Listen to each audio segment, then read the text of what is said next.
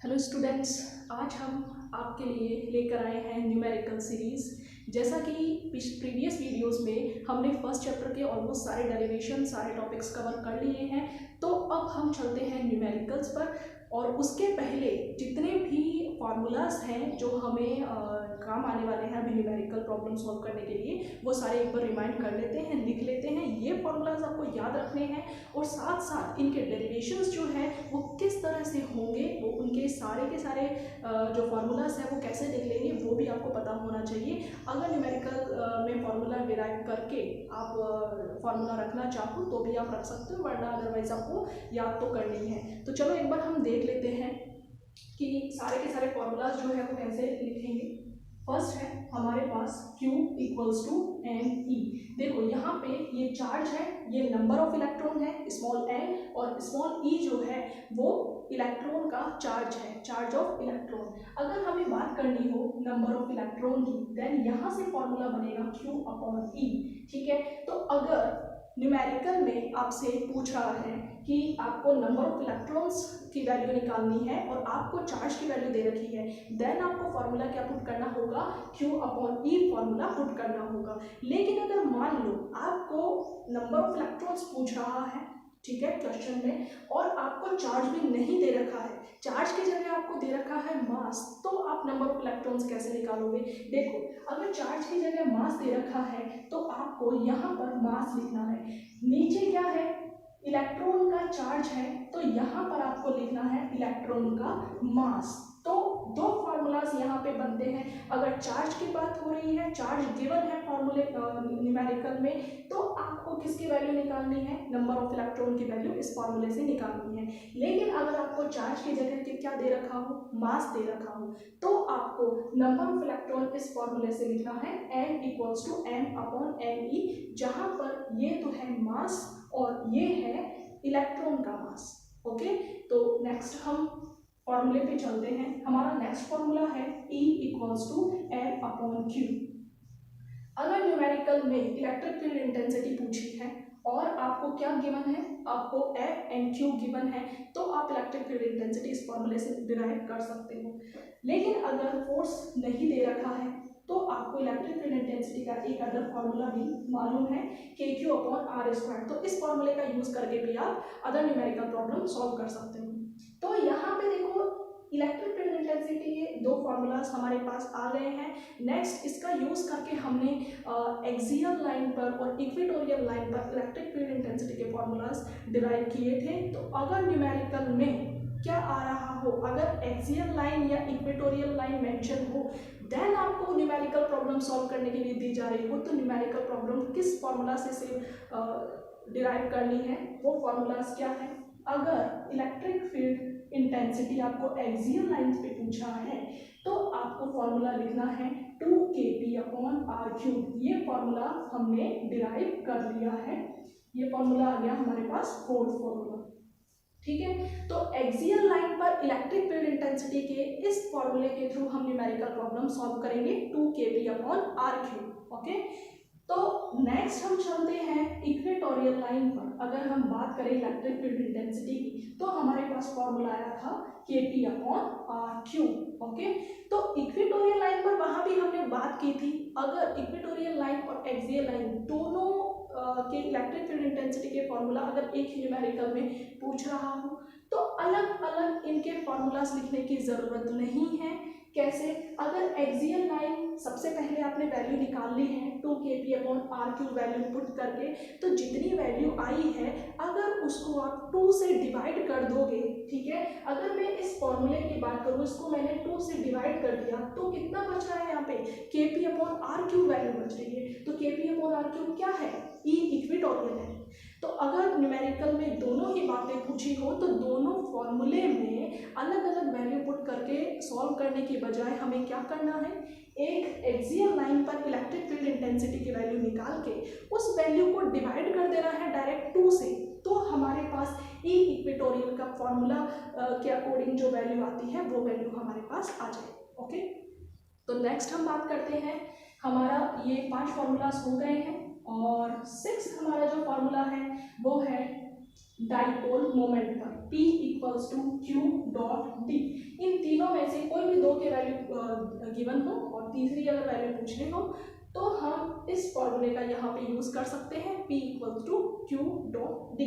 ठीक है, अब नेक्स्ट हम बात करेंगे 7th, अगर हमें टॉर्क की वैल्यू पूछी हो तो टॉर्क क्या होता है, P E साइन थीटा होता है। ठीक है, या फिर हम क्या लिख सकते हैं, torque vector equals to P vector cross E vector लिख सकते हैं, क्योंकि क्रॉस जो है वो क्या डिनोट करता है, यहाँ पे साइन थीटा को डिनोट करता है। तो अगर साइन थीटा लिख रहे हैं तो क्रॉस नहीं लिखेंगे, क्रॉस लिख रहे हैं तो साइन थीटा नहीं लिखेंगे। ओके, तो स्टूडेंट्स ये सारे के सारे फॉर्मूलाज हैं। एक फार्मूला और यहाँ पे मेंशन करना चाहूंगी, 8th फार्मूला, जिसको हम अभी डिराइव कर लेंगे, क्योंकि हमने पहले प्रीवियस वीडियोस में इसको डिराइव नहीं किया था। तो ये क्या होता है, देखो आपने परमिटिविटी पढ़ी है, परमिटिविटी ऑफ वैक्यूम या फिर फ्री स्पेस और परमिटिविटी ऑफ मीडियम। तो ये विद्युतशीलता होती है किसी फ्री स्पेस की या फिर किसी माध्यम की। ठीक है, तो इन दोनों से रिलेटेड एक रिलेटिव परमिटिविटी होती है। तो रिलेटिव परमिटिविटी का फॉर्मूला क्या आता है, permittivity of medium upon permittivity of vacuum और फ्री स्पेस। तो इन दोनों का जो रेशियो होगा वो क्या होगा, यहाँ पे रिलेटिव परमिटिविटी को डिनोट करेगा। तो ये कुल मिलाकर ये 8 फॉर्मूलाज मेनली यहाँ पर काम आने वाले हैं। कौन कौन से हैं, एक बार वापस देख लेते हैं। Q का फॉर्मूला है Ne, यहाँ से नंबर ऑफ इलेक्ट्रॉन्स निकालने के लिए हमारे पास 2 फॉर्मूलाज है। डिपेंड करता है कि न्यूमेरिकल में क्या गिवन है, अगर मास गिवन है तब तो ये फॉर्मूला यूज आएगा, अगर चार्ज गिवन है तो ये फॉर्मूला यूज आएगा। सेकंड हम बात करते हैं इलेक्ट्रिक फील्ड इंटेंसिटी की, तो इसके भी 2 फॉर्मूलाज हैं। फिर इलेक्ट्रिक फील्ड इंटेंसिटी के एक्सियल लाइन पर एंड इक्वेटोरियल लाइन पर कौन कौन से फॉर्मूलाज होते हैं ये अपन ने लिख लिए हैं। देन आता है इलेक्ट्रिक डाइपोल मोमेंट, ये फॉर्मूला हो जाएगा। देन लास्ट टॉपिक हमारा था डेरिवेशन का, torque in an uniform electric field. ठीक है, तो torque equals to PE sine theta, ये फॉर्मूला हमने लिख लिया है। और हमने एक और बात की है रिलेटिव परमिटिविटी की, इसका डेरिवेशन के थ्रू अभी हम फटाफट देख लेते हैं कि किस तरह से ये फॉर्मूला डिराइव होगा, क्या फॉर्मूले का इसमें यूज होगा। और देखो रिलेटिव परमिटिविटी यहाँ पे रेशियो है किस किस का, relative permittivity equals to permittivity of medium and permittivity of free space. तो ये कुल मिलाकर 8 फॉर्मूलाज हैं। और अब हम देख लेते हैं रिलेटिव परमिटिविटी। हाँ, तो स्टूडेंट्स हमने कूलॉम्स लॉ में एक फोर्स का फॉर्मूला डिराइव किया था। एयर वैक्यूम के लिए अलग से वो फॉर्मूला आया था, मीडियम के लिए वो अलग फॉर्मूला आया था। तो दोनों को एक बार लिख लेते हैं। कौन कौन से फॉर्मूलाज थे, अगर F0 एयर वैक्यूम की बात करें तो K Q1 Q2 upon R²। यहाँ पर K की वैल्यू क्या पुट करने वाले हैं, 1/4 pi epsilon not. Epsilon not यहाँ पे क्या बता रहा है, ये परमिटिविटी है फ्री स्पेस की। ठीक है, अब अगर हम बात करें Fm मीडियम को लेकर हमने फोर्स डिराइव किया था, तो इस फोर्स का फॉर्मूला हमारे पास आया था 1/4 पाई एप्सिलॉन लिख लो या फिर एप्सिलॉन m लिख सकते हैं, क्योंकि मीडियम की ये परमिटिविटी है। और हम लिख लेंगे Q1 Q2 अपॉन R²। ठीक है, तो अब देखो रिलेटिव परमिटिविटी क्या होती है, F0 अपॉन Fm होती है। ठीक है, इन दोनों के फॉर्मूलाज, इन दोनों डेरिवेशन से अगर हम पुट कर दें तो क्या आता है, 1/4 pi epsilon not Q1 Q2 upon R²। इसको डिवाइड करना है 1/4 pi epsilon m Q1 Q2 upon R²। ठीक है स्टूडेंट्स, तो अब देखो 1/4 पाई से 1/4 पाई कैंसिल आउट, ये इससे कैंसिल आउट, ये Q0 आ रहा है डिवाइड में और Qn चला जाएगा ऊपर। तो epsilon r equals to epsilon m upon epsilon naught. तो ये फॉर्मूला हमने वहां पे लिखा था 8th फॉर्मूले में। तो ये फॉर्मूला डिराइव कैसे होता है, इसको देखो डिफाइन कैसे कर सकते हैं। देखो ratio of force of area free space and medium of force. ठीक है, तो यहाँ से हम क्या कर सकते हैं, F0 अपॉन F हम करेंगे तब हमें रिलेटिव परमिटिविटी का फॉर्मूला मिल जाएगा। और यहाँ पर अगर हम रिलेटिव परमिटिविटी की बात करें तो एक अदर फॉर्मूला हमें डिराइव होके मिलता है, वो क्या है, permittivity of medium to the permittivity of vacuum is called relative permittivity. तो इस तरह से ये फॉर्मूला डिराइव कर लेंगे। इसका कोई टॉपिक भी आपको आ सकता है, 1 मार्क्स के क्वेश्चन में पूछ सकता है रिलेटिव परमिटिविटी क्या है, या फिर कोई इसका न्यूमेरिकल आ सकता है जिसको आप सॉल्व कर सकते हो इस फॉर्मूले से। तो अब हम चलते हैं फाइनली न्यूमेरिकल प्रॉब्लम्स को सॉल्व करने के लिए।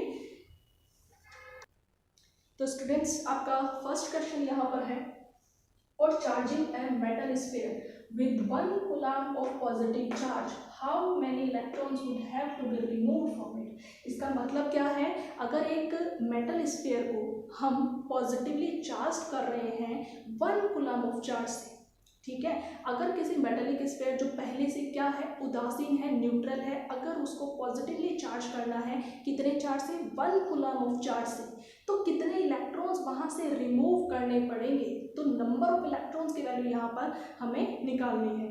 तो देखो, सबसे पहले तो बात अगर करते हैं कि कोई भी, पहले मान लो कोई ऑब्जेक्ट है, वो न्यूट्रल है, उस पर अगर पॉजिटिव चार्ज आ रहा है, इसका मतलब क्या है कि उस ऑब्जेक्ट से कोई इलेक्ट्रॉन बाहर निकल कर जा रहा है, तभी तो वहाँ पे पॉजिटिव चार्ज आया है। तो बस यहाँ पर इसी की बात हो रही है, अगर किसी मेटेलिक स्फीयर को पॉजिटिवली चार्ज करना है 1 कूलम ऑफ चार्ज से, मतलब क्या वैल्यू गिवन है हमें, चार्ज की वैल्यू गिवन है कि चार्ज हमें सबसे पहले देखो, आपको सॉल्व करने का तरीका मैं बता देती हूँ कि कैसे सॉल्व करना है। गिवन वैल्यूज आपको लिखनी है। फर्स्ट हमें क्या दे रखा है, चार्ज दे रखा है 1 कूलम ऑफ चार्ज, और यहाँ पर पूछा क्या है, नंबर ऑफ इलेक्ट्रॉन्स पूछे हैं, how many electrons would have to be removed from it. तो मेटेलिक स्फीयर से कितने इलेक्ट्रॉन्स रिमूव होंगे, नंबर ऑफ इलेक्ट्रॉन्स की वैल्यू पूछी है। तो यहाँ पर हम इस तरह से इसके आगे क्वेश्चन मार्क कर देंगे। देन देखो, फॉर्मूला क्या लिखना है, फर्स्ट हमारा जो फॉर्मूला मैंने आपको बताया था वो यहाँ पे पुट करना है, देन वैल्यू इजीली निकल जाएगी। देखो, Q का फॉर्मूला क्या होता है, Q इक्वल्स टू NE। अब यहाँ पर दे रखा है चार्ज, ठीक है, अगर मास दे रखा हो तो फॉर्मूला अलग बनेगा, अगर चार्ज दे रखा है तो फॉर्मूला क्या होगा, N equals to Q upon E। बस सिंपली अपन को करना क्या है, Q की वैल्यू हमें दे रखी है 1 coulomb, and charge of electron हमें पता है 1.6 इंटू 10 टू द पावर -19, ये वैल्यू होती है 1.6 इंटू 10 टू द पावर -19, ये वैल्यू होती है। बस अब करना क्या है, पावर को ऊपर लेकर जाओगे, कितना हो जाएगा, 10 टू द पावर 9 हो जाएगा, और 1 में डिवाइड कर दोगे 1.6 का, तो जितनी वैल्यू आएगी वो आपको लिख लेनी है। तो यहाँ पर वैल्यू आ गई है। अब देखो, किसी भी क्वांटिटी की यूनिट हो भी सकती है, नहीं भी हो सकती, अगर है तो आपको वहाँ पे यूनिट जरूर मेंशन करनी है न्यूमेरिकल प्रॉब्लम सॉल्व करने के बाद। तो हम यहाँ देख लेते हैं, देखो नंबर ऑफ इलेक्ट्रॉन्स है।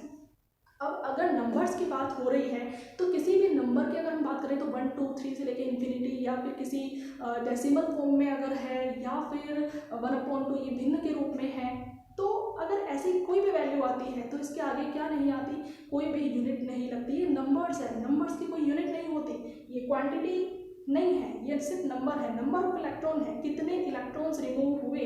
तो बस यहाँ पे नंबर्स बताए गए, नंबर्स की कोई यूनिट नहीं होती, तो जितना आंसर आ रहा है बस वही आपको यहाँ पे लिखना है, कोई यूनिट यहाँ पे मेंशन नहीं करनी। तो ये फर्स्ट क्वेश्चन हमारा सॉल्व होता है। नेक्स्ट चलते हैं सेकेंड क्वेश्चन पर।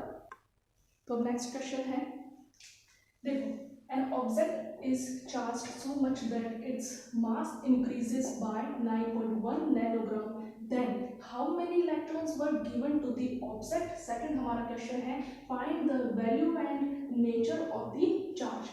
तो देखो, क्वेश्चन में हमारे पास किसकी वैल्यू दी गई है, मास की वैल्यू दी हुई है, ठीक है। अगर किसी ऑब्जेक्ट को क्या दिया जा रहा है, मास दिया जा रहा है, ठीक है, तो मतलब बाहर से मास दिया जा रहा है, इसका मतलब क्या है, इलेक्ट्रॉन्स उस ऑब्जेक्ट पर आ रहे हैं। इलेक्ट्रॉन अगर जाएंगे तब तो क्या है कि बॉडी को पॉजिटिवली चार्ज किया जा रहा है, लेकिन अगर इलेक्ट्रॉन आ रहे हैं तो मास क्या होगा, इंक्रीज होगा। वो मास कितना इंक्रीज हुआ, 9.1 नैनोग्राम मास इंक्रीज हुआ। तो इसका मतलब क्या है, इलेक्ट्रॉन्स आए हैं, इलेक्ट्रॉन्स आ गए हैं, तब इलेक्ट्रॉन के एक्सेस के कारण वहाँ पे उस ऑब्जेक्ट पर कैसे चार्ज आ जाएंगे, नेगेटिव चार्ज आ जाएंगे। तो सेकंड क्वेश्चन में हमें यही पूछा है कि nature of the charge, nature कैसी है, नेगेटिव है, ये क्लियर हो गया है। तो इसका आंसर हमें पता लग गया है, ये नेगेटिवली चार्ज हो जाएगा ये ऑब्जेक्ट, ठीक है। तो अब हमें डिराइव क्या करना है, how many electrons were given to the object, ठीक है।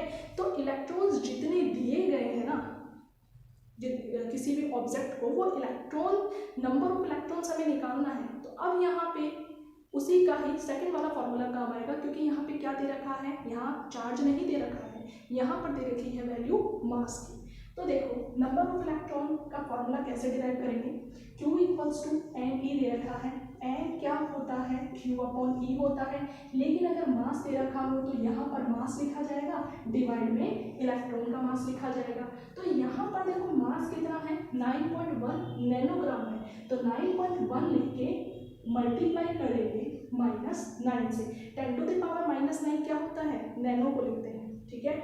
डिवाइड करेंगे हम इलेक्ट्रॉन के मास से, तो इलेक्ट्रॉन का मास कितना होता है 9.1 इंटू 10 टू द पावर -31, ठीक है। तो स्टूडेंट्स इसको हम सॉल्व कर लेंगे और हम एन की वैल्यू निकाल लेंगे, इसमें किसी यूनिट की जरूरत नहीं पड़ेगी। देन हम देखो ये फर्स्ट हमारा एक क्वेश्चन सॉल्व हो गया है। सेकंड हम क्वेश्चन सॉल्व करेंगे। सेकंड हमारा क्वेश्चन क्या है, find the value and nature of the charge. तो चार्ज की हमें वैल्यू निकालनी है, नेचर तो हमें पता लग गया है कि यहाँ पे नेगेटिवली चार्ज हो जाएगा। ये वैल्यू निकालने के लिए देखो यही फॉर्मूला काम आएगा। चार्ज की वैल्यू निकालनी है तो Q equals to N E आ जाएगा। अब हमने क्योंकि n की वैल्यू निकाल ली है तो n की वैल्यू यहाँ पुट करके मल्टीप्लाई करना है किससे, चार्ज ऑफ इलेक्ट्रॉन से, ठीक है। तो चार्ज ऑफ इलेक्ट्रॉन क्या होता है 1.6 इंटू 10 टू द पावर -19। तो इससे मल्टीप्लाई कर देंगे और जो आंसर आएगा उसको लिख के यहाँ पर चार्ज की यूनिट मेंशन करनी है, जो कि क्या होती है, कूलॉम होती है, ठीक है। तो एक बार वापस रिपीट कर लेते हैं।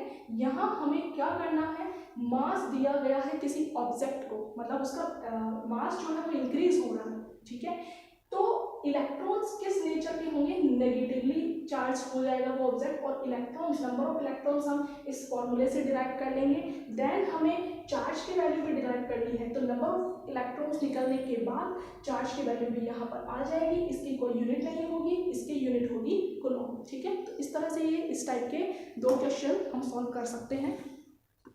एक चीज़ और यहाँ आपको ध्यान रखनी है, देखो ये अगर हमें ग्राम में वैल्यू दे रखी है तो इसको एक चीज़ रिमाइंड रखनी है यहाँ पर कि केजी में इसको कन्वर्ट करना है, क्योंकि जितने भी हम फंडामेंटल यूनिट्स लिखते हैं, ठीक है, उसके अंदर जब ऐसा यूनिट की बात करते हैं तो मास को हमेशा हम किस में लिखते हैं, केजी में लिखते हैं। तो जो भी न्यूमेरिकल प्रॉब्लम्स हम सॉल्व कर रहे हैं, अगर ग्राम में मास दे रखा है तो उसको सबसे पहले किस में कन्वर्ट करना पड़ेगा, केजी में कन्वर्ट करना पड़ेगा। तो देखो नैनोग्राम जो है वो हमारे पास वैल्यू दे रखी है, नैनोग्राम को हमने कन्वर्ट कर लिया 10 टू द पावर -9 ग्राम में, ठीक है।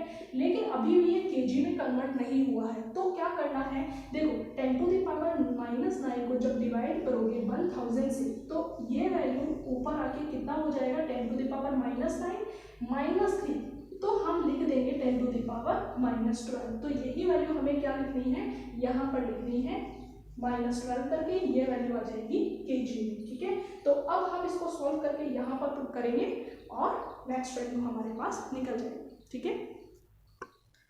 तो देखो स्टूडेंट्स नेक्स्ट क्वेश्चन पे चलते हैं। क्या बोल रहा है next question, how many electrons must be removed from a coin.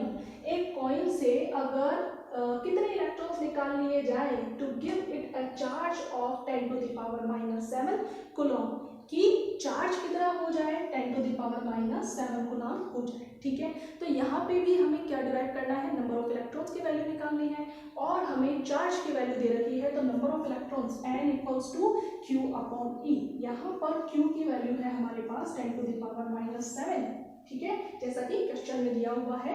और चार्ज ऑफ इलेक्ट्रॉन कितना होता है 1.6 into 10 to the power -90 coulomb, ठीक है। तो देखो ये भी कूलॉम में है, ये भी कूलॉम में है। अगर इस तरह से देखा जाए तो दोनों की यूनिट भी कैंसिल होती है, देन जो वैल्यू आती है वो क्या होगी, यूनिटलेस होगी, ठीक है। तो इसको इस तरह से हम सॉल्व कर लेंगे, बहुत इजी क्वेश्चन था। नेक्स्ट क्वेश्चन पर आगे बढ़ते हैं। देखो बहुत ही अच्छा क्वेश्चन है, how much quantity of positive and negative charge, how much quantity of positive and negative charge is there in a cup of water, ठीक है। तो यहाँ पर 1 कप ऑफ वाटर, जो कि हमने कितना माना है, 250 ग्राम का माना है, ठीक है। तो यहाँ पे ग्राम में वैल्यू दे रखी है और कुछ भी वैल्यू नहीं दे रखी है, और क्या पूछा है कि उस 250 gram of water, 1 cup of water में कितने चार्जेस होंगे, पॉजिटिव एंड नेगेटिव, ठीक है। तो ये देखा जाए तो ऊपर से क्या लगता है कि भाई पॉजिटिव एंड नेगेटिव चार्ज की वैल्यू हमें अलग अलग डिराइव करनी है, लेकिन जैसे ही हम इसके फॉर्मूले पे आते हैं, देखो Q इक्वल्स टू NE, ये क्या है, नंबर ऑफ इलेक्ट्रॉन है, ठीक है। पॉजिटिव चार्ज क्या होते हैं, प्रोटॉन्स होते हैं। नेगेटिव चार्ज किसको डिनोट करते हैं, इलेक्ट्रॉन्स को डिनोट करते हैं। अब अगर हम H2O के मॉलिक्यूल्स की बात करें तो इसमें देखो स्टूडेंट्स, इसके 16 एंड इसके 2, ठीक, सॉरी, इसके 16 एंड इसके 2, ये तो हो गया इसका मॉलिक्यूलर मास, ठीक है, ये तो हो गया इसका मॉलिक्यूलर मास। लेकिन अगर प्रोटॉन्स एंड इलेक्ट्रॉन्स की बात करें तो ऑक्सीजन में 8 है, इसके 2 मिला के कितने हो गए, 10 इलेक्ट्रॉन एंड 10 ही क्या हो गए, प्रोटॉन्स हो गए। तो इसका मतलब क्या है, अगर नंबर ऑफ इलेक्ट्रॉन्स यहाँ पे वैल्यू पुट करेंगे, इलेक्ट्रॉन का चार्ज पुट करेंगे, तो Q चार्ज जितना आता है उतना ही चार्ज कब आएगा, जब हम नंबर ऑफ प्रोटॉन्स यहाँ पे पुट करेंगे, ठीक है। क्योंकि पॉजिटिव या नेगेटिव दोनों चार्जेस की क्वांटिटी हमें यहाँ पे निकालनी है, डिराइव करनी है। तो number of electrons and number of protons जब इक्वल है तो वैल्यू भी हमें इक्वल ही मिलनी है। तो कोई भी एक वैल्यू हम निकाल लेंगे, सेम दूसरी हमें वैल्यू मिल जाएगी। तो हम यहाँ पे नंबर ऑफ इलेक्ट्रॉन्स लेकर चल रहे हैं, तो अगर एक H2O की बात करें, एक H2O के मॉलिक्यूल की बात करें तो उसमें कितने इलेक्ट्रॉन्स होते हैं, 10 इलेक्ट्रॉन होते हैं, और इलेक्ट्रॉन का चार्ज कितना होता है, 1.6 into 10 to the power -19 coulomb. तो यहाँ पर हम वैल्यू पुट कर देंगे 10 number of electrons multiply 1.6 into 10 to the power -19। अब हम देखते हैं कि हम यहाँ पर क्या मिस कर रहे हैं। देखो यहाँ पर हम एक बात मिस कर रहे हैं कि ये जो वैल्यू निकलेगी वो सिर्फ 1 मॉलिक्यूल ऑफ वाटर के लिए निकलेगी। हमें किसकी वैल्यू निकालनी है, हमें 250 ग्राम में, 1 कप हमने पानी का ले लिया है। अब उस पानी में नंबर ऑफ मॉलिक्यूल एक ही तो नहीं है वाटर का, हमें सबसे पहले उस पूरे पानी में कितने H2O के मॉलिक्यूल्स हैं वो वैल्यू डिराइव करनी है। अब जब हमें नंबर ऑफ मॉलिक्यूल्स वाटर के उस पूरे कप में मिल जाएंगे, ठीक है, उस पूरे कप में number of molecules of water कितने हैं वो मिल जाएंगे, तो उसको हम मल्टीप्लाई कर देंगे इससे, क्योंकि ये क्या है, चार्ज की क्वांटिटी है 1 मॉलिक्यूल ऑफ वाटर की। तो 1 मॉलिक्यूल ऑफ वाटर के चार्ज की क्वांटिटी हमें मालूम है, कितने molecule of charge 1 cup of water में है ये अब हम देख लेते हैं। कैसे देखेंगे, देखो हमें क्या वैल्यू निकालनी है, मॉलिक्यूल्स निकालने हैं, ठीक है, मॉलिक्यूल्स निकालने हैं H2O के, किसमें, 250 ग्राम कप ऑफ वाटर में। तो वो कैसे निकालेंगे, यहाँ पर सबसे पहले हम लिखते हैं मोल्स, मल्टीप्लाई करते हैं उसको अवोगाड्रो नंबर से, ठीक है। तो अवोगाड्रो नंबर से जब इसको मोल्स को हम मल्टीप्लाई करेंगे तब हमारे पास नंबर ऑफ मॉलिक्यूल्स आ जाएंगे इन 1 कप ऑफ वाटर, ठीक है स्टूडेंट्स। तो अब हम चलते हैं इसके सॉल्यूशन। तो देखो यहाँ पर सबसे पहले हमें मोल्स निकालने हैं, ठीक है। तो मोल्स क्या होता है, ग्राम में हम क्वांटिटी लिखते हैं और डिवाइड करते हैं मॉलिक्यूलर मास से। तो ग्राम में हमें क्वांटिटी पता है 250 ग्राम है, और मॉलिक्यूलर जो मास है वो H2O का कितना आता है, इसका 16 + 2 मिला के 18 हमारे पास मॉलिक्यूलर मास आता है, इसको हमने लिख लिया। मल्टीप्लाई करेंगे अवोगाड्रो नंबर से, वो कितना होता है 6.02 इंटू 10 टू द पावर 23, ठीक है स्टूडेंट्स। तो देखो हमारे पास 2 फॉर्मूलाज की जरूरत पड़ रही है, वो फॉर्मूलाज क्या है एक बार फिर से देख लेते हैं। क्वेश्चन में पूछा है 250 gram of 1 cup of water है, उस वाटर में कितने नेगेटिव और कितने पॉजिटिव चार्ज है। तो अगर नेगेटिव वैल्यू निकाल ली हमने चार्ज की, पॉजिटिव भी सेम उतनी ही होगी, क्योंकि 1 मॉलिक्यूल ऑफ वाटर में हम क्या देखते हैं, इलेक्ट्रॉन जो है वो कितने हैं, 10 है, और सेम यहाँ पे प्रोटॉन्स कितने हैं, 10 है। तो एक वैल्यू हम लेके चलते हैं नंबर ऑफ इलेक्ट्रॉन की। तो चार्ज नंबर ऑफ इलेक्ट्रॉन एक H2O के मॉलिक्यूल में नंबर ऑफ इलेक्ट्रॉन 10 है। उसको मल्टीप्लाई कर दिया इलेक्ट्रॉन के चार्ज से, वैल्यू निकल जाएगी, लेकिन वो वैल्यू किसकी निकलेगी, 1 मॉलिक्यूल ऑफ वाटर की ही निकलेगी, एक H2O के मॉलिक्यूल की ही निकलेगी। तो अब हम बात कर रहे हैं नेक्स्ट स्टेप में कि एक कप में वाटर है 250 ग्राम, उसमें वाटर के कितने छोटे छोटे मॉलिक्यूल्स होंगे, उनका नंबर निकालना है हमें। तो उनका नंबर निकालने के लिए क्या करते हैं, मोल्स को मल्टीप्लाई करते हैं एवोगाड्रो नंबर से। अब हमें वापस मोल्स का फॉर्मूला यहाँ पे पुट करना है। तो मोल्स कैसे निकालते हैं, quantity in gram upon molecular mass. Quantity हमें ग्राम में गिवन है और मॉलिक्यूलर मास हमें पता है H2O का कितना होता है, 18 होता है। हमने डिवाइड किया, इससे मल्टीप्लाई किया एवोगाड्रो नंबर से, कितना होता है 6.02 इंटू 10⁻23। अब हमारे पास ये एक कप में कितने H2O के मॉलिक्यूल्स हैं, उनकी संख्या, उनके नंबर्स आ गए हैं, ठीक है। तो अब इस क्वांटिटी को मल्टीप्लाई करना है इससे, देन हमारे पास क्या आ जाएगा, चार्ज आ जाएगा। कितना चार्ज आ जाएगा, ये इलेक्ट्रॉन्स के लिए आ रहा है, प्रोटॉन्स के लिए सेम हो जाएगा, ठीक है। तो इस तरह से इस टाइप के प्रॉब्लम को हम सॉल्व कर सकते हैं। इसमें आपको किस बात का ध्यान रखना है कि इस तरह के न्यूमेरिकल्स में आपको सिर्फ ग्राम में वैल्यू दे रखी होगी, तो ग्राम में वैल्यू जो दे रखी है वो कहाँ काम आएगी, मोल्स निकालने के लिए। मॉलिक्यूलर मास आप निकाल ही लोगे क्योंकि आपको एक मॉलिक्यूल दिया हुआ रहेगा, जैसे H2O यहाँ पे दिया हुआ है, ठीक है। तो अब मोल्स निकालने के बाद एवोगाड्रो नंबर निकाल लिया, यहाँ पे नंबर ऑफ मॉलिक्यूल्स की वैल्यू आ गई। नंबर ऑफ मॉलिक्यूल्स की वैल्यू को जब इससे मल्टीप्लाई करोगे देन चार्ज की वैल्यू इजीली आ जाएगी। तो इस तरह से बहुत बढ़िया ये क्वेश्चन हमने इस तरह से सॉल्व किया है। तो नेक्स्ट क्वेश्चन हमारा है, देखो इसके अंदर हमें ग्रेविटेशनल फोर्स और इलेक्ट्रोस्टैटिक फोर्स दोनों में कंपैरिजन करना है। इसे हम टॉपिक के थ्रू भी समझ सकते हैं। जैसे अगर हम बात करें इलेक्ट्रोस्टैटिक फोर्स मतलब कूलॉम फोर्स की, कूलॉम्स लॉ की, तो उसमें हम फोर्स का जो फॉर्मूला देखते हैं वो क्या होता है, F = K Q1 Q2 upon R²। Same अगर यहाँ पर हम ग्रेविटेशनल फोर्स की बात करें तो ग्रेविटेशनल फोर्स जो है वो क्या होगा, F = G m1 m2 upon R²। तो यहाँ पर मासेस आ रहे हैं m1 एंड m2, लेकिन हमने इलेक्ट्रोस्टैटिक फोर्स में किसकी बात की है, चार्जेस की बात की है, Q1 एंड Q2 की, ठीक है। और एक बात और कि यहाँ पर कांस्टेंट क्या आता है, K आता है, उसकी वैल्यू कितनी है 9 × 10⁹। लेकिन यहाँ पर क्या आता है, G ग्रेविटेशनल कांस्टेंट आता है, जो आपको फॉर्मूले में भी गिवन है यहाँ पर क्वेश्चन में 6.67 × 10⁻11, ठीक है, Nm²/kg²। तो ये ग्रेविटेशनल कांस्टेंट है। तो अब इन दोनों का अगर कंपैरिजन करें तो हम एक बात और देखते हैं, अगर इसका कंपैरिजन आपको थ्योरेटिकली इसका आंसर लिखना है तो एक कंपैरिजन करके एक आप इसको कंपेयर कर सकते हो किससे, कि अगर हम फोर्स इलेक्ट्रोस्टैटिक फोर्स की बात करें तो वहाँ पर अट्रैक्शन एंड रिपल्शन दोनों टाइप के फोर्स लग रहे हैं, क्योंकि अगर प्लस प्लस चार्ज है, माइनस माइनस दोनों चार्ज है, तो सिमिलर चार्जेस जो है एक दूसरे को रिपेल करेंगे। लेकिन अगर एक पॉजिटिव एक नेगेटिव है तो दोनों चार्जेस एक दूसरे को अट्रैक्ट करेंगे। तो डिपेंड्स ऑन चार्ज कि यहाँ पर फोर्स जो है वो किस टाइप का होगा, अट्रैक्टिव होगा या फिर रिपल्सिव होगा।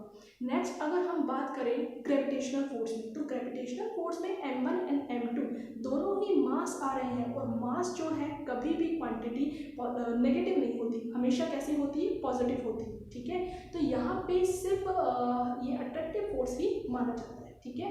तो अब हमें देखो क्वेश्चन पढ़ रहे हैं, the distance between electron and proton in H2 atom, ठीक है। यहाँ पर हाइड्रोजन का एक एटम लिया गया है जिसके अंदर बताया गया है कि इलेक्ट्रॉन एंड प्रोटॉन दोनों के बीच में डिस्टेंस कितनी है, 5.3 × 10⁻11 मीटर, इतनी डिस्टेंस दे रखी है। मतलब यहाँ पर स्मॉल r की वैल्यू हमें दे रखी है, कितनी है यहाँ पर स्मॉल r की वैल्यू, 5.3 × 10⁻11 मीटर, ठीक है स्टूडेंट्स। अब देखो क्या करना है, compare electric force with gravitational force. तो हम दोनों का फॉर्मूला यहाँ पे लिख लेते हैं। मान लो इलेक्ट्रोस्टैटिक फोर्स ये है जिसमें हमने 1/4πε0 Q1 Q2 अपॉन R² ये फॉर्मूला लिखा है, ठीक है। नेक्स्ट हम लिखते हैं कि अगर ग्रेविटेशनल फोर्स की बात करते हैं तो ग्रेविटेशनल फोर्स क्या होता है, G m1 m2 upon R², ठीक है। तो स्टूडेंट्स यहाँ पर अगर हम बात करें डायरेक्ट, यहाँ पे देखो के की वैल्यू भी पुट कर सकते हैं। तो यहाँ पर हम 1/4πε0 लिखने की बजाय क्या लिख सकते हैं, के लिख दो यहाँ पे डायरेक्ट, ठीक है। तो अब हमें क्या करना है, इन दोनों का कंपैरिजन करना है। कंपैरिजन के लिए दोनों को हम डिवाइड कर देंगे, ठीक है। डिवाइड करने के बाद हम देखते हैं कि आर स्क्वायर से आर स्क्वायर कैंसिल आउट हो गई है, ठीक है। कैंसिल आउट होने के बाद हम इसको किस तरह से लिख सकते हैं, देखो Q1 Q2 और K Q1 Q2 upon G M1 M2, ये हमारे पास क्वेश्चन लास्ट में हमारे पास फॉर्मूला आता है, ठीक है। अब हमें देखो क्या करना है, K का यहाँ पे वैल्यू पुट करनी है 9 × 10⁹। Q1 एंड Q2 हमारे पास क्या है, इलेक्ट्रॉन है एंड प्रोटॉन है। तो दोनों के हम चार्ज की बात करें तो दोनों का चार्ज जस्ट सेम होता है 1.6 × 10⁻⁹, ठीक है। फर्क क्या आता है इनके साइन में। अगर इलेक्ट्रॉन की हम बात करते हैं तो इलेक्ट्रॉन का चार्ज होगा माइनस में, और अगर प्रोटॉन के चार्ज की बात करते हैं तो प्रोटॉन का चार्ज किस में होगा, प्लस में होगा। तो देखो अगर दोनों के वैल्यूज हम यहाँ पे सेम रखते हैं और चार्ज भी साथ साथ लगाते हैं कि किस टाइप का है, तो यहाँ पर इलेक्ट्रॉन के चार्ज के लिए किसका साइन आ जाता है, माइनस का साइन आ जाता है। तो फोर्स का जो कंपैरिजन होगा लास्ट में हमारे पास माइनस में आएगा। तो इसके लिए हम इसको मोड में ले लेंगे, तो ये जो माइनस साइन है वो लास्ट में हट जाएगा, ठीक है। तो कंप्लीट वैल्यू से माइनस साइन हटाने के लिए हमने सिर्फ यहाँ पे किसका यूज किया है, मोड का यूज कर लिया है। ये यहाँ पे जो साइन है वो सिर्फ किसको बताता है, डायरेक्शन को बताता है, बाकी जो मैग्नीट्यूड है वो एक्चुअल वैल्यू होगी। तो क्या क्या पुट करना है, के की जगह हमने 9 × 10⁹ लिख लिया है, -19 लिख लिया है, और Q1 एंड Q2 दोनों हमने चार्जेस की वैल्यू लिख ली है जो कि सेम है इलेक्ट्रॉन्स के लिए भी और प्रोटॉन्स के लिए भी, ठीक है। नेक्स्ट हम कैपिटल G, ये क्या है, यहाँ पर ग्रेविटेशनल कांस्टेंट है, इसकी वैल्यू यहाँ पे गिवन है। गिवन अगर नहीं भी है तो इसको याद कर लीजिए, 6.67 × 10⁻⁻11, ठीक है। तो ये वैल्यू यहाँ पर पुट करनी है। अब बात आती है कि वही दोनों यहाँ पे क्या है, पार्टिकल्स है, कौन कौन से, इलेक्ट्रॉन्स एंड प्रोटॉन्स। अब यहाँ पे चार्ज नहीं बताकर क्या लिखना है, उनका मास लिखना है। तो दोनों मास की वैल्यू भी आपको गिवन है, mass of electron and mass of proton. तो इलेक्ट्रॉन का मास क्या होगा, 9.1 × 10⁻31 kg, और प्रोटॉन के मास के लिए हम लिख देंगे 1.67 × 10⁻27 kg। तो ये सारे के सारे हम वैल्यूज पुट करके यहाँ पर फोर्स का कंपैरिजन कर सकते हैं। कौन कौन से फोर्स का कंपैरिजन किया है, इलेक्ट्रोस्टैटिक फोर्स का और ग्रेविटेशनल फोर्स का। तो इस तरह से एक बहुत बढ़िया क्वेश्चन हमने सॉल्व किया है। सॉल्व करने का तरीका देख लीजिए कि किस तरह से हम सॉल्व कर रहे हैं, और साथ साथ आपको देखना है कि कंपैरिजन किस में है। अगर देखो ग्रेविटेशनल फोर्स अगर पहले आता है ना यहाँ पे, तो यहाँ पे हम ग्रेविटेशनल फोर्स की वैल्यू पहले लिखते हैं, फिर लिखते हैं इलेक्ट्रोस्टैटिक फोर्स। तो देखना है कंपैरिजन किस तरह से पूछा गया है। पहले इलेक्ट्रोस्टैटिक फोर्स है तो आपको ऊपर वैल्यू लिखनी है इलेक्ट्रोस्टैटिक फोर्स की। ये बहुत सारे स्टूडेंट्स इस तरह की सिली मिस्टेक्स करते हैं, तो इसको ध्यान में रखना है। चलिए नेक्स्ट क्वेश्चन देखते हैं। देखिए, two cations with equal charges. Charges क्या है, दो कैटायंस के इक्वल है। जितना इक्वल चार्ज है वो चार्ज के बारे में यहाँ पे नहीं बताया गया, सिर्फ ये बताया गया है कि दोनों चार्ज इक्वल है। रिपेल ईच अदर, एक दूसरे को रिपेल कर रहे हैं with a force of 3.7 × 10⁻⁹ Newton. तो फोर्स की वैल्यू हमें दी हुई है यहाँ पे, ठीक है।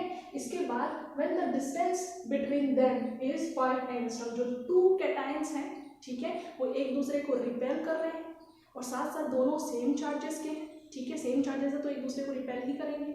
इसके बाद क्या दे रखा है कि दोनों के बीच में जो डिस्टेंस है वो कितनी है, 5 एंगस्ट्रॉम है, ठीक है। तो डिस्टेंस हम लिख लेते हैं 5 एंगस्ट्रॉम, और 1 एंगस्ट्रॉम होता है 10⁻⁻10 मीटर। तो इसको क्या लिख लेंगे, 5 × 10⁻⁻10 मीटर लिख लेंगे, क्योंकि ऐसा यूनिट में हम लेंथ के लिए या फिर डिस्टेंस के लिए मीटर में लिखते हैं वैल्यू, ठीक है। और साथ ही हम फोर्स के लिए वैल्यू लिख लेंगे जो कि गिवन है 3.7 × 10⁻⁹ न्यूटन। तो ये दो वैल्यूज हमें गिवन है। क्या पूछा है in each ion how many electrons are less than the normal state. How many electrons, इसका मतलब क्या है, हमें नंबर ऑफ इलेक्ट्रॉन्स निकालना है सीधा सीधा, ठीक है। तो नंबर ऑफ इलेक्ट्रॉन्स कैसे निकालते हैं, जब चार्ज की वैल्यू दे रखी हो, ठीक है। तो अब देखो ये स्टूडेंट यहाँ पे डिफरेंशिएट क्या कर सकते हैं कि इस न्यूमेरिकल में ना तो हमें चार्ज की वैल्यू दे रखी है, ना ही हमें मास की वैल्यू दे रखी है, तो number of electrons n equals to q upon e से भी नहीं निकाल सकते और number of electrons m upon m e से भी नहीं निकाल सकते। तो एक ऐसा फॉर्मूला हमें निकालना होगा, ठीक है, कि जिसमें ये दोनों वैल्यूज जो हमारे पास फॉर्मूले में गिवन है, ये दोनों वैल्यू का यूज होके वहाँ पे चार्ज की वैल्यू हम निकाल सके, देन हम नंबर ऑफ इलेक्ट्रॉन्स निकाल लेंगे, ठीक है। तो लास्ट वाले जो हमारा जो क्वेश्चन पूछा है हमसे, क्या पूछा है, नंबर ऑफ इलेक्ट्रॉन की वैल्यू निकालनी है हमें, जिसके लिए इलेक्ट्रॉन का मास तो हमें डिफाइन है पहले से ही, और ये चार्ज की वैल्यू हमें चाहिए। तो चार्ज की वैल्यू हम कैसे निकालेंगे, अगर हमें पता है स्मॉल r और ये f की वैल्यू, तो देखो एक ही फोर्स की हमने इस चैप्टर में बात की है, वो क्या है, k q1 q2 upon r square, ठीक है। तो इस फोर्स के फॉर्मूले से हम चार्ज की वैल्यू निकाल लेंगे। अब देखो चार्ज यहाँ पे q1 q2 है, लेकिन हमें क्वेश्चन में पहले से ही क्या बता दिया गया है कि दोनों चार्ज सेम है, यानी दोनों की क्वांटिटी मैग्नीट्यूड सेम होने के कारण हम इसको क्या लिख सकते हैं, q स्क्वायर भी लिख सकते हैं, ठीक है। तो यहाँ से ये प्रॉब्लम सॉल्व हो गई कि q1 q2 जो अलग अलग थे वो अब सेम होकर q स्क्वायर बन गए हैं। अब यहाँ पर इजीली q की वैल्यू हम निकाल सकते हैं, फॉर्मूला क्या हो जाएगा, q square equals to F r square upon k, ठीक है। तो देखो यहाँ पर k की वैल्यू हमें पता है 9 इंटू 10 टू द पावर 9, यहाँ पे पुट कर देंगे, f हमें गिवन है, r हमें गिवन है, और साथ साथ देखो यहाँ पे स्क्वायर है ना, तो इसको भी सॉल्व कर लेते हैं, क्या आ जाएगा, r रूट में आ जाएगा हमारे पास f अपॉन k, ठीक है। तो इस तरह के इस फॉर्मूले में हम वैल्यू रख के q की वैल्यू निकाल लेंगे। q की वैल्यू जो हमारे पास आई है इस फॉर्मूले से वो यहाँ पे हम पुट कर देंगे, देन डिवाइड कर देंगे 1.6 into 10 to the power -19 coulomb से, देन हमारे पास नंबर ऑफ इलेक्ट्रॉन की वैल्यू आ जाएगी जो कि क्या होगी, यूनिटलेस होगी, ठीक है। ये नंबर ऑफ इलेक्ट्रॉन्स है। यहाँ पर जब आप Q की वैल्यू निकालो तो यहाँ पे जरूर इसकी यूनिट मेंशन कर देना, क्या होती है, चार्ज की यूनिट कूलम होती है, ठीक है। तो एक बार वापस से इसको समझ लेते हैं, यहाँ पे नंबर ऑफ इलेक्ट्रॉन्स आपको निकालने हैं। तो नंबर ऑफ इलेक्ट्रॉन हम पिछले दो न्यूमेरिकल्स में किस तरह से हमने वैल्यू निकाली थी, एक तो निकाली थी Q अपॉन E से, और एक हमने निकाली थी मास अपॉन एम E से, ठीक है। तो ये दो फॉर्मूला ही यहाँ पे काम नहीं आने वाले हैं, इसमें से ये फॉर्मूला काम आएगा, लेकिन वो भी कब, जब हम Q की वैल्यू निकाल चुके होंगे। तो Q की वैल्यू निकालने के लिए हमारे क्वेश्चन में ये गिवन है कि F और R क्या क्या है। अगर F और R दे रखी है तो फोर्स हमने इस पूरे चैप्टर में क्या पढ़ा है, इलेक्ट्रोस्टैटिक फोर्स के बारे में तो हमने बात की है, ठीक है। तो इलेक्ट्रोस्टैटिक फोर्स का हमने फॉर्मूला रख दिया, ठीक है। दिक्कत ये आएगी कि Q1 और Q2 जो है उसको हमें सेम करना है, वो हमें मेंशन कर दिया है क्वेश्चन में पहले से ही कि Q1 और Q2 दोनों इक्वल है, चार्ज इक्वल है, तो दोनों के लिए हम क्या लिख देंगे, Q स्क्वायर लिख देंगे, देन इजीली हम Q की वैल्यू निकाल सकते हैं, ठीक है। तो Q की वैल्यू निकालने के बाद इस वैल्यू को हमने यहाँ पर पुट किया, नंबर ऑफ इलेक्ट्रॉन्स की वैल्यू निकल जाएगी। तो स्टूडेंट्स नेक्स्ट क्वेश्चन पर चलते हैं। देखो यहाँ पर क्या कहा गया है, the force between 2 point charges kept in vacuum is 18 Newton. यहाँ पर फोर्स की वैल्यू दी गई है 2 पॉइंट चार्जेस के बीच में, कब, जब वो दोनों पॉइंट चार्ज किस में रखे हुए हो, वैक्यूम में रखे हुए हो। इसका मतलब क्या है, फोर्स हमारे पास कौन सा है, वैक्यूम के लिए फोर्स है, उसको हमने लिख लिया है F0 और उसकी वैल्यू दे रखी है 18 न्यूटन, ठीक है। इसके बाद सेकेंड लाइन क्या है, if a glass plate of 1 millimetre thickness, एक ग्लास प्लेट है 1 मिलीमीटर ऑफ थिकनेस की, and dielectric constant 6 is kept between these charges, ठीक है। तो यहाँ पर देखो पहले तो दो चार्जेस वैक्यूम में रखे गए हैं, उनके बीच में जो फोर्स लग रहा है वो वैल्यू हमारे पास दी गई है। देन उन दोनों चार्जेस को एक डाई इलेक्ट्रिक मीडियम में रखा गया है, एक मीडियम रखा गया है किसका, ग्लास प्लेट का, ठीक है, जिसकी थिकनेस कितनी है, 1 मिलीमीटर है, ठीक है।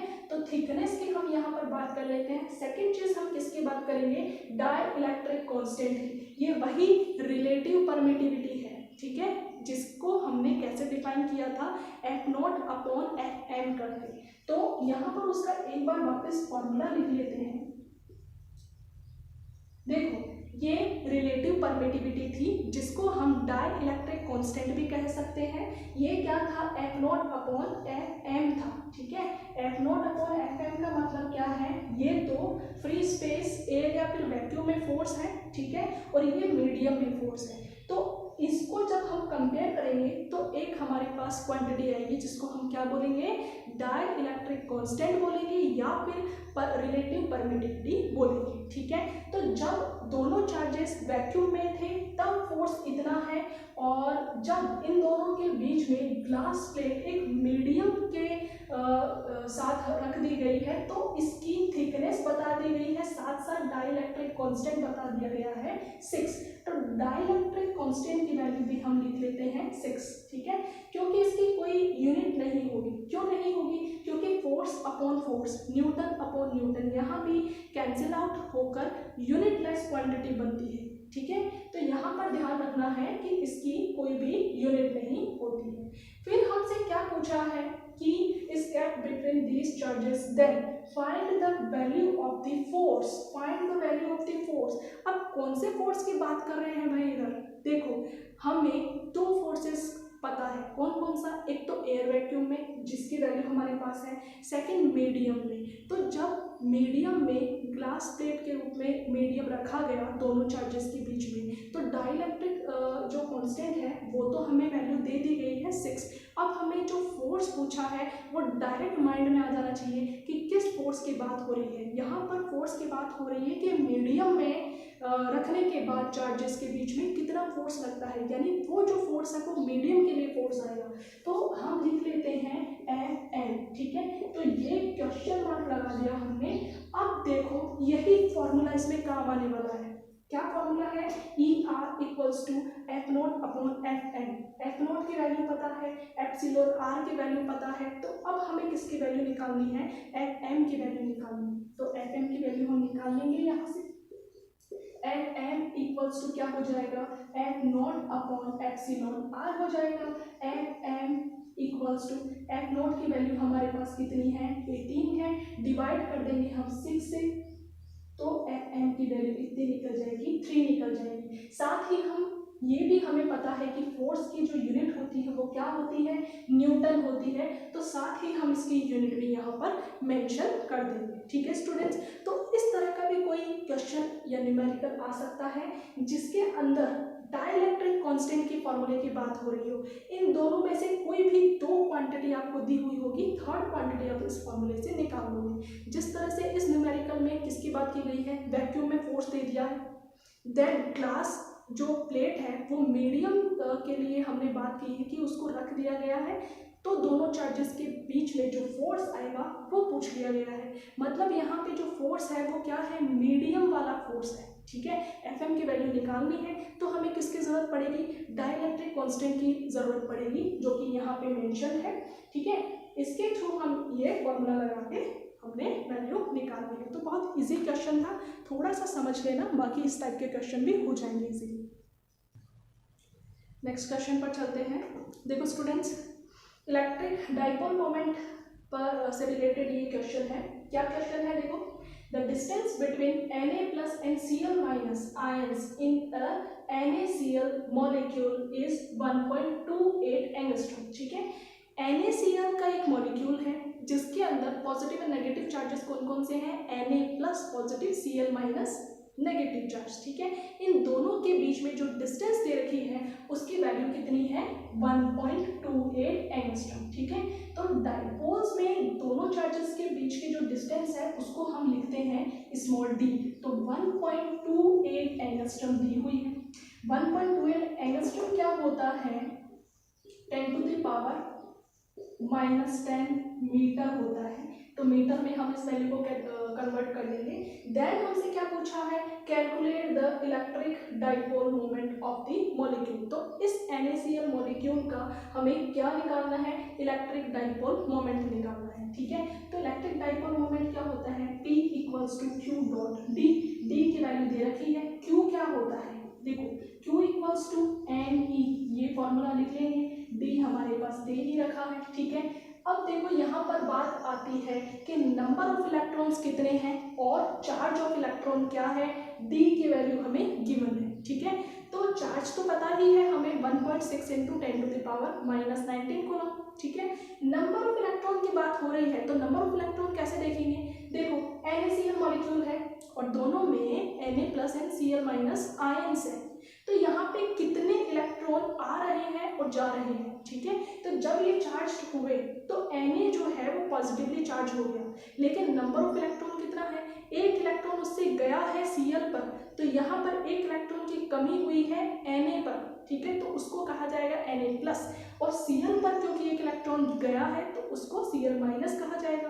तो नंबर ऑफ इलेक्ट्रॉन कितने की बात हो रही है, वन नंबर ऑफ इलेक्ट्रॉन की बात हो रही है। तो यहाँ पर हम पुट कर देंगे P = ये तो हो गया 1, मल्टीप्लाई करेंगे 1.6 × 10⁻⁻19 चार्ज ऑफ इलेक्ट्रॉन से, मल्टीप्लाई करेंगे स्मॉल d से जो कि कितना है हमारे पास 1.28 × 10⁻⁻10। इस तरह से हम P की वैल्यू निकाल लेंगे। अब देखो P का फॉर्मूला हमारे पास QD है, Q से कूलॉम इसकी यूनिट हो जाएगी, D के लिए यूनिट हो जाएगी मीटर, और दोनों के बीच में हम ये डैश का यूज करेंगे। अगर डैश का यूज नहीं करते हैं तो ये सेंटीमीटर पढ़ा जाएगा, जो कि डाइपोल मोमेंट की यूनिट नहीं होती है। तो डाइपोल मोमेंट की यूनिट होती है कूलॉम मीटर। इसको अलग अलग डिफरेंशिएट करने के लिए हमने यहाँ पे डैश का यूज किया है। तो इस तरह से इसकी यूनिट मेंशन करके आनी है, कैलकुलेशन आप लोग कर लेंगे। तो स्टूडेंट्स अब चलते हैं नेक्स्ट क्वेश्चन पर। 9th हमारा क्वेश्चन क्या है, देखो axial position and equatorial position की बात हो रही है इसके अंदर। तो एक्सियल पोजीशन पर इक्वेटोरियल लाइन या फिर एक्सियल लाइन पर हम इंटेंसिटी ऑफ इलेक्ट्रिक फील्ड का फॉर्मूला लिखते हैं। तो intensity of electric field on axial line क्या आता है, E = 2kp/r³। ठीक है, एंड इक्वेटोरियल लाइन पर क्या आता है, ओनली kp/r³। ठीक है, तो अब देखो हमें सीधा सीधा माइंड में हमारे पास दिमाग में ये आता है कि इंटेंसिटी ऑफ इलेक्ट्रिक फील्ड यहाँ पे निकालनी है। वैल्यू क्या क्या दे रखी है, देखो 2 पॉइंट चार्जेस दे रखे हैं 5 माइक्रोकूलम एंड -5 माइक्रोकूलम। ठीक है, तो यहाँ पे चार्ज की वैल्यू हम लिख लेते हैं 5 माइक्रोकूलम। ठीक है, माइक्रो का मतलब क्या होता है, 10⁻⁻6 होता है। ठीक है, तो इसको सॉल्व करिएगा। इसके बाद देखो क्या आ रहा है कि दोनों चार्जेस रखे हुए हैं kept 1 centimetre apart from each other. तो एक डाइपोल है, मान लो ये हमने एक डाइपोल बनाया है। ठीक है, ये AB पॉइंट है, यहाँ पर +Q चार्ज है, यहाँ पर -Q चार्ज है, दोनों चार्जेस सेम है, दोनों की वैल्यूज हमारे पास 5 माइक्रोकूलम है। डायरेक्शन अलग अलग है जिसके लिए यहाँ पर ± गिवन है। ठीक है, इन दोनों चार्जेस की वैल्यू मैग्नीट्यूड सेम है जो कि हमने लिख लिया है, Q = 5 × 10⁻⁻6 कूलम। ठीक है, अब ये दोनों जो है एक दूसरे से कितने सेंटीमीटर, 1 सेंटीमीटर की डिस्टेंस पर है। इसका मतलब क्या है, डाइपोल जो डिस्टेंस है वो हम क्या लिखते हैं, स्मॉल d लिखते हैं, 1 सेंटीमीटर। ठीक है, अब 1 सेंटीमीटर को हमें मीटर में कन्वर्ट करना है तो 100 का डिवाइड कर देंगे। अब हमारे पास मीटर में इसकी वैल्यू आ जाती है 10⁻⁻2 मीटर। ठीक है, नेक्स्ट हमें क्या बताया गया है, देखो calculate intensity of electric field. हमें वही इलेक्ट्रिक फील्ड इंटेंसिटी डिराइव करनी है एक्सियल एंड इक्वेटोरियल लाइन पर, और डिस्टेंस जो है वो कितनी दे रखी है, किस पॉइंट पर डिराइव करनी है। देखो distance of 0.30 metre from their mid point. तो इस डाइपोल का मिड पॉइंट हमने मान लिया O। ठीक है, इसको एक्सियल लाइन को हमने आगे बढ़ाया और यहाँ पर मान लिया P पॉइंट है। इस P पॉइंट पर हमें इलेक्ट्रिक फील्ड इंटेंसिटी डिराइव करनी है। ये हम अभी एक्सियल लाइन की बात कर रहे हैं, ठीक है। अगर इक्वेटोरियल लाइन हम यहाँ पर बना देते हैं तो सेम मिड पॉइंट से एक्सियल लाइन और इक्वेटोरियल लाइन दोनों पर डिस्टेंस जो है वो हमें कितनी दे रखी है, 0.30 मीटर दे रखी है मिड पॉइंट से। तो मिड पॉइंट से इसकी डिस्टेंस जो है वो इतनी हो जाएगी, ठीक है। और यहाँ भी अगर P पॉइंट हम यहाँ मान लें तो ये OP डिस्टेंस जो है वो कितनी हो जाएगी, सेम 0.30 मीटर हो जाएगी, ठीक है। तो स्टूडेंट्स यहाँ पे इस तरह डायग्राम बनाओगे ना तो सारी बातें क्लियर हो जाएगी। क्या क्या कि चार्ज की वैल्यू सेम है, मैग्नीट्यूड सेम है, पॉजिटिव एंड नेगेटिव जो साइन है सिर्फ डायरेक्शन की बात करते हैं। दोनों के बीच में जो डिस्टेंस है, डाइपोल डिस्टेंस जिसको बोलते हैं, 1 सेंटीमीटर दी हुई थी, हमने इसको मीटर में कन्वर्ट कर ली है क्योंकि ऐसा यूनिट में हम फंडामेंटल यूनिट में लेंथ डिस्टेंस जो भी हम लिखते हैं वो मीटर में लिखते हैं, ठीक है। और इसको लेकर ही हम सॉल्यूशन देखते हैं। फिर हमें दी गई है वैल्यू कि मिड पॉइंट से कितनी डिस्टेंस पर एक्सियल लाइन और इक्वेटोरियल लाइन पर हमें P पॉइंट लेना है जिस पर इलेक्ट्रिक फील्ड इंटेंसिटी हमें डिराइव करनी है। तो वो डिस्टेंस कितनी है, 0.30 मीटर है, ठीक है। तो 0.30 मीटर यहाँ पे स्मॉल r आ जाती है, 0.30 मीटर, ठीक है। अब देखो एक्सियल लाइन के लिए हम इलेक्ट्रिक फील्ड इंटेंसिटी का फॉर्मूला क्या लिखते हैं, 2kp/r³ लिखते हैं, ठीक है। अब देखो यहाँ पर k की वैल्यू लिख देंगे, r की वैल्यू लिख देंगे, लेकिन p क्या है यहाँ पे, डाइपोल मोमेंट है। तो डाइपोल मोमेंट के लिए अब हम यहाँ पर फॉर्मूला लिख देंगे 2kp की जगह मैंने लिखा है यहाँ पे qb और डिवाइड में आ जाएगा r³, ठीक है। तो ई एक्सियल लाइन के लिए हमने क्या किया, 2 को मल्टीप्लाई किया k 9 × 10⁹, फिर क्यूब हमारे पास कितना दिया गया है, 5 माइक्रो कूलम है, जिसको हमने कूलम में कितना लिखा है, 5 × 10⁻⁶, ठीक है। स्मॉल d हमें क्या दे रखा है, 10⁻⁻2 मीटर दे रखा है। तो 10⁻⁻2 हमने लिख लिया है, डिवाइड कर देंगे r³ से, तो r भी हमने लिख ली है 0.30 मीटर है, इसका क्यूब कर देंगे। तो ई एक्सियल की वैल्यू हमें मिल जाएगी, कोई भी XYZ हमें वैल्यू मिल जाएगी, इसको कैंसिल आउट करके आप वैल्यू निकालिए। देन हमें एक और चीज़ यहाँ पे ध्यान रखनी है, इसकी यूनिट यहाँ पे मेंशन करनी है। तो देखो स्टूडेंट्स, अगर इस फॉर्मूले से यूनिट निकालना चाहो तो भी उतनी ही आती है, लेकिन एक इजी फॉर्मूला हम देखते हैं, E = F/Q होता है। F के लिए न्यूटन और Q के लिए हम कूलम लिखते हैं। तो न्यूटन पर कूलम इसकी यूनिट यहाँ पर बन जाएगी, ठीक है स्टूडेंट्स। तो इस तरह से इस प्रॉब्लम को हम सॉल्व कर सकते हैं। देन हमें एक और चीज़ यहाँ पर निकालनी है, इक्वेटोरियल पोजीशन पर हमें इलेक्ट्रिक फील्ड इंटेंसिटी निकालनी है, ठीक है। तो मैंने जब फार्मूलाज की बात कर रही थी तभी मैंने आपको थोड़ा सा आइडिया दे दिया था कि अगर इक्वेटोरियल लाइन के लिए इलेक्ट्रिक फील्ड इंटेंसिटी की बात की जाए तो जब हम एक्सियल लाइन की वैल्यू निकाल चुके होंगे उसको अगर डिवाइड कर देंगे 2 से, देखो फॉर्मूले में क्या होता है, 2kp/r³ होता है, लेकिन अगर ई इक्वेटोरियल की अपन बात करें तो उसका फॉर्मूला होता है kp/r³, जो कि इसका क्या है, हाफ है, इसका हाफ ही तो है। तो क्या करेंगे, जैसे ही इसकी वैल्यू आती है उस वैल्यू को हम डिवाइड कर देंगे 2 से, देन हमारे पास किसकी वैल्यू आ जाएगी, ई इक्वेटोरियल की वैल्यू आ जाएगी। तो इस तरह की हम प्रॉब्लम सॉल्व कर सकते हैं। बस ध्यान क्या रखना है, यहाँ पर small d and small r में कंफ्यूज मत होना कि कौन सी स्मॉल r की वैल्यू है, कौन सी d की वैल्यू है। सबसे पहले Q1 एंड Q2 दोनों सिमिलर चार्जेस हैं, दोनों की वैल्यूज दे रखी है, प्लस माइनस साइन जो है वो सिर्फ डायरेक्शन को शो करते हैं।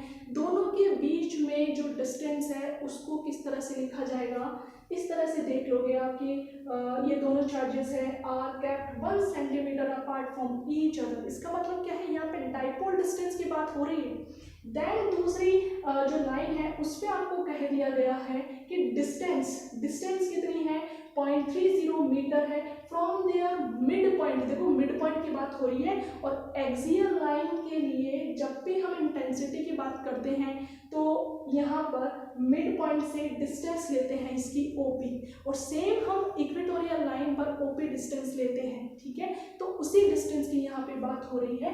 दोनों डिस्टेंस हम लिख लेंगे और फॉर्मूले में अप्लाई कर देंगे। फॉर्मूले में एक चीज आती है पी, ठीक है। पी क्या है, यहाँ पे डाइपोल मोमेंट है। डाइपोल मोमेंट का हमें फॉर्मूला मालूम ही है, क्यू डी। दोनों की वैल्यू पुट करेंगे और इजीली हम फॉर्मूला निकाल लेंगे, ठीक है। तो ट्रिक वाइज आप जब ये वैल्यू निकाल लोगे इक्वेटोरियल लाइन के लिए, क्या करोगे, इसमें डिवाइड कर दोगे 2 का, इक्वेटोरियल लाइन में आ जाएगी, ठीक है। अलग से इसमें वैल्यू पुट नहीं करना है आपको बार बार, ठीक है। तो इस तरह की प्रॉब्लम सॉल्व हो जाएगी। तो स्टूडेंट्स लास्ट क्वेश्चन हम लेते हैं टॉर्क पर, जो कि हमारा डेरिवेशन भी इस चैप्टर का लास्ट डेरिवेशन था। तो क्या है, देखो, HCl molecule is placed in an electric field of 10⁴ volt पर मीटर। तो इलेक्ट्रिक फील्ड की यहाँ पर वैल्यू दे रखी है 10⁴ वोल्ट पर मीटर, ठीक है। देखो ये जो यूनिट है इसको हम क्या लिख सकते हैं, इलेक्ट्रिक फील्ड इंटेंसिटी की यूनिट F/Q वाले फॉर्मूले से हम क्या देखते हैं, न्यूटन पर कूलॉम देखते हैं। तो इसको न्यूटन पर कूलॉम भी बोल सकते हैं और वोल्ट पर मीटर भी बोल सकते हैं। ये किसी अदर फॉर्मूले से आई है, ठीक है। तो इसको ये भी लिख सकते हैं और ये भी लिख सकते हैं, तो कंफ्यूज मत होना। यहाँ पर इलेक्ट्रिक फील्ड हमें दे रखा है 10⁴ वोल्ट पर metre. If dipole makes an angle 30 degree, तो यहाँ पर थीटा एंगल कितना दे रखा है, 30 डिग्री दे रखा है with electric field. Then determine the torque on it, ठीक है। टॉर्क की वैल्यू हमें फाइंड आउट करनी है, और length of dipole is 1.6 angstrom दे रखा है। देखो इसको डिस्टेंस को हम लिखते हैं, डाइपोल डिस्टेंस स्मॉल डी होती है, वैल्यू हमें दे रखी है 1.6 एंगस्ट्रम। एंगस्ट्रम को हम चेंज करके लिख देंगे 10⁻⁻10 मीटर में, ठीक है। अब देखो स्टूडेंट्स, टॉर्क का फॉर्मूला क्या होता है, torque equals to PE sin theta होता है, ठीक है। तो टॉर्क इक्वल्स टू P जो है, देखो हमें डायरेक्ट इसकी वैल्यू नहीं दे रखी है, तो P के लिए हम क्या लिखेंगे, QD लिखेंगे यहाँ पर, ठीक है, और E sin थीटा लिख देंगे, ठीक है।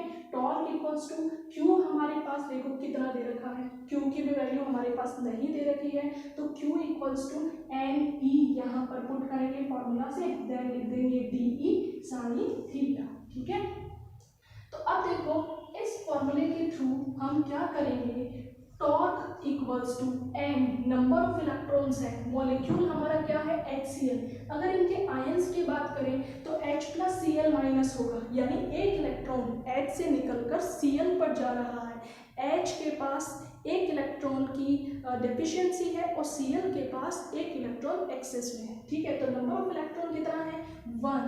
देन हम charge of electron 1.6 into 10⁻⁻19 put करेंगे, ठीक है, -19 हमने पुट कर दिया है।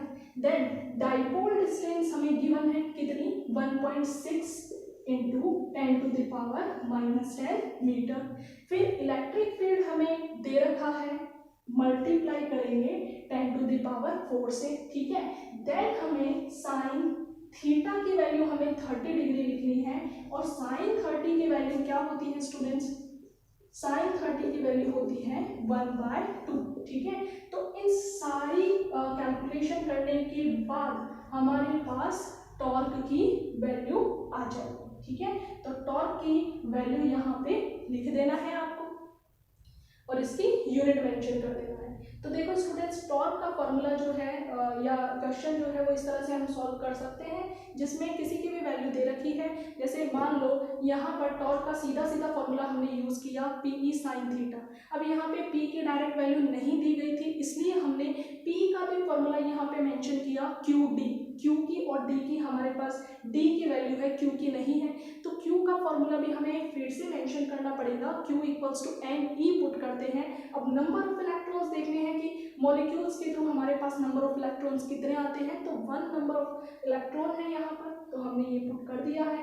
देन हमने चार्ज ऑफ इलेक्ट्रॉन रख दिया है, बाकी सारी वैल्यूज हम पुट करके ये एक और चीज़ देख लेनी है कि आपको एक ऐसी वो इंडेक्स जो होती है जिसमें थीटा एंगल्स सबके लिखे हुए होते हैं, तो साइन में यहाँ पे थीटा एंगल्स पता होने चाहिए। साइन की 0 डिग्री 90 डिग्री तो पता होगी ही आपको, 30 45 60 ये डिग्रीज भी आप बेसिकली याद कर लेना, ठीक है। और न्यूमेरिकल्स जो है वो इस तरह से आप सॉल्व कर लोगे, इसका बहुत इजी है।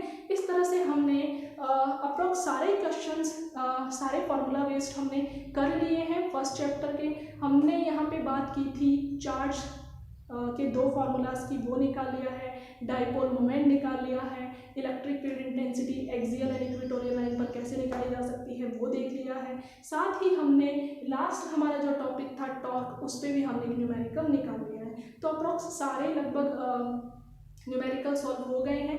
आगे कोई भी दिक्कत हो तो आप लोग कमेंट बॉक्स में आप कमेंट करके मुझसे पूछ सकते हो, आपकी प्रॉब्लम सॉल्व की जाएगी। ओके, आज के लिए इतना ही। Bye students.